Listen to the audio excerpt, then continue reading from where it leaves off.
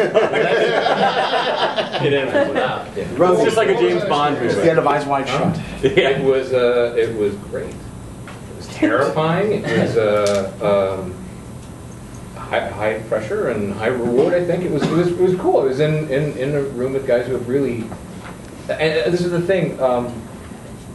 They like the book a lot, and they don't necessarily want. They're not. I think if you saw the movie, it's not about obeying continuity so much as finding the core of the character and making like the best Iron Man movie possible. Not like, oh, here fans, in Iron Man 217. It's very. So you guys, you can do that stuff in comics. It's not that. But yeah, so it was that. It was just sort of like they wanted somebody to kind of check, to be there and bounce ideas off of, who kind of was very much immersed in the culture. And I know you guys were out, but they were like. In shooting, the script was done. They were locked. I don't know if they were. We were there tearing it up. Yeah, we were there for the very first one. For the very first script, yeah. Okay, but there was a draft. I mean, it was written. It was a draft. But it was a rough draft, and then we went in there. I mean, it was problems. It had problems like every first draft. First, I had no dialogue, which was troublesome. Yeah. and that you knew how to put back in. And there was no armor at all. Well, how much coordination? The guy who turned into Iron. Was Terrence Howard banging on the window? No, I wasn't talking about that. I blind guessed. I was reading the casting info in Variety and like, well, if Jeff Bridges is playing Obadiah Stane, it sure would probably be nice to have the Stane back on the board. So, you know what I mean? It was. And no, it's very, like I said, they're looking at making a good Iron Man movie, not a faithful adaptation of any kind of continuity laden, When you're writing the comic, is it hard to find that common ground between the movie and the Marvel Iron Man? No, really. I don't think.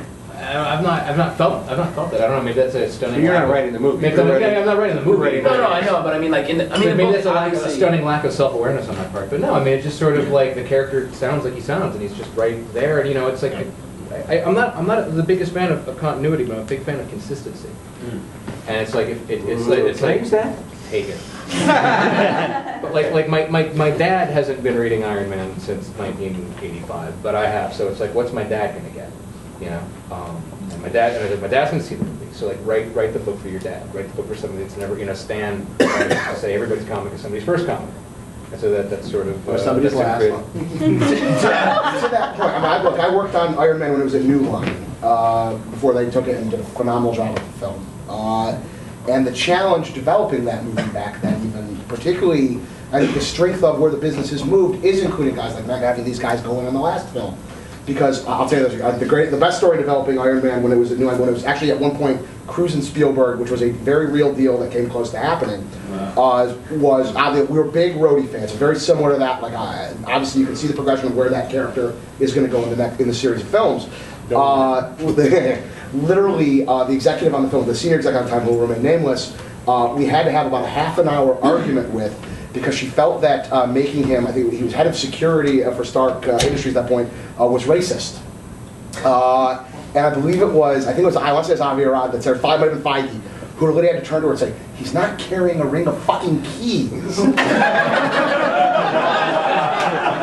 It's a $500,000 gig, most likely. And I mean, literally, we would have debates like, well, he shouldn't fly. And it would just be like, you gotta be fucking kidding. And so I do think it's a tribute to what you guys did ultimately. And I think it raised the game for everybody. And I do think the film will be looked on very positively in that regard. Because these things I've worked on a couple of them, they're not easy. And to that point, it's that fine line. Do you get bogged down in continuity, or is it about finding essence and tone of that character and voice? Like Wolverine, for example, was just be badass. As long as Wolverine's badass, you're happy. Okay? And Favreau and Justin both have like a laser focus on this stuff. I love that you did that. It just I came in and I didn't know it, and I came in and I was sort of like, what about this and what about that? And it was like, no, he's this, he's that. Like that's what as John especially as the filmmaker has really invested You know, he might be a tourist in our world, but he's going to all the local spots. You know what I mean? Like he's really every catchphrase. It was great. What did you say about I got up early in the morning? What was that? Stayed up all night. Stayed up all night. I may have been born yesterday, but I stayed up all night.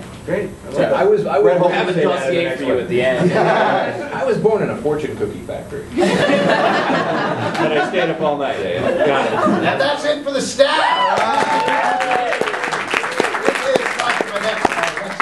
Which is my favorite section because you guys make it up. It's your audience questions. For that, we're going to bring out Booth Man.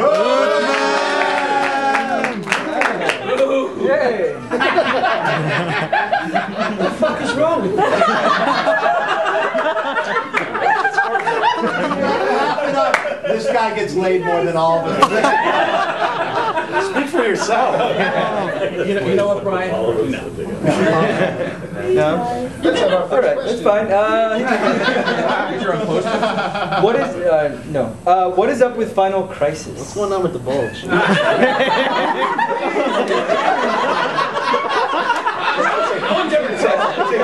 Schumacher is on the hospital. That's what we call a two-sock day. How many two-sock days? I know a rabbi. He goes for full Schumacher. Just, you know, like stare out the window, just kidding. It's really hot. You know, he's Jonathan Ellis at the end of Brazil. Accept him as he is. If you've learned anything about Prop 8, this is your chance. I'm going to repurpose this question and get back to the question. In terms of what's up with Final Crisis, I guess let's talk about big events in general, what they mean in the industry right now. How are they? I guarantee you that What was the question? I bet you all the money in my whole pocket that is not with that fucking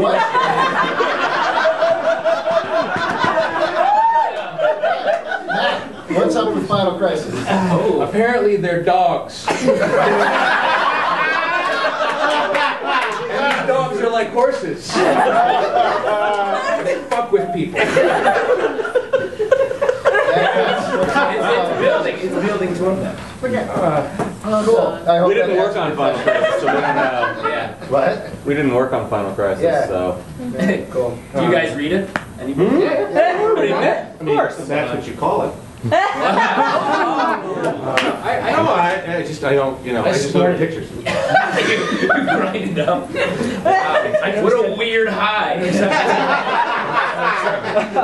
Try snorting. Just smoking the anti-life equation, man. It gets you fucked up. Who asked that question, by the way? Pete's going to give you a special gift. Right in my mouth. I think, honestly, I think all he wants is an answer at this point.